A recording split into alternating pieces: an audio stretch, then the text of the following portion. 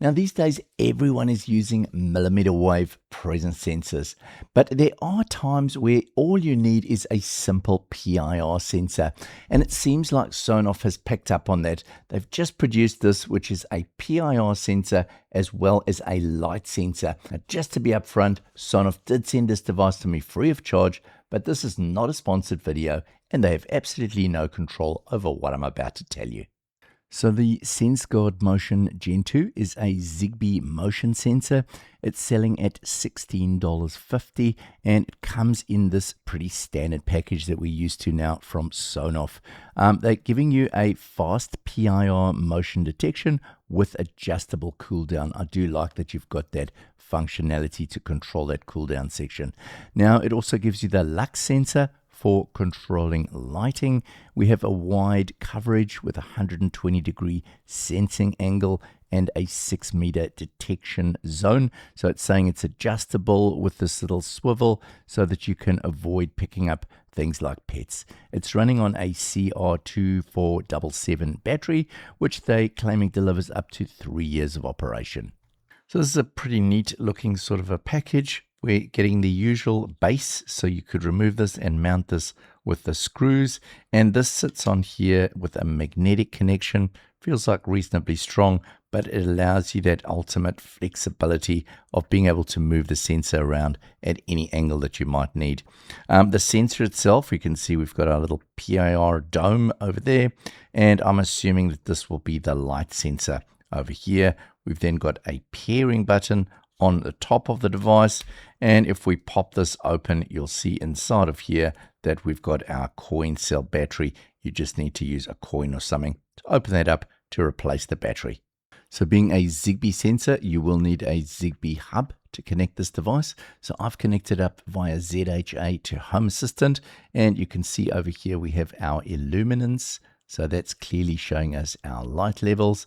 And we have our detected, so you can see I've been running it over the last 24 hours, and you can see when it's picked me up under occupancy.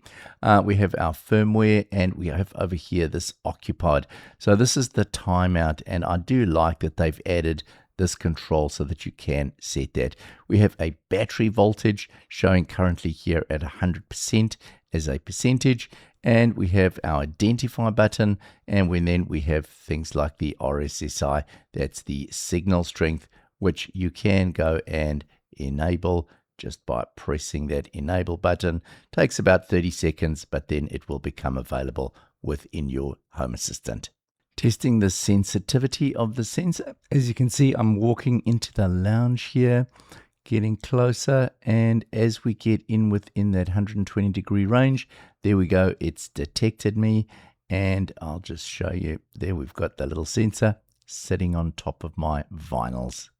Now we'll go to our Zigbee to MQTT, select permit join, and we'll hold the little pairing button in so it goes into pairing mode, and let's see if we can get this to connect up to Zigbee to MQTT, and we'll see, there we go, it's connected already. It's busy just checking all of the data on that sensor. There we go, it's picked it up.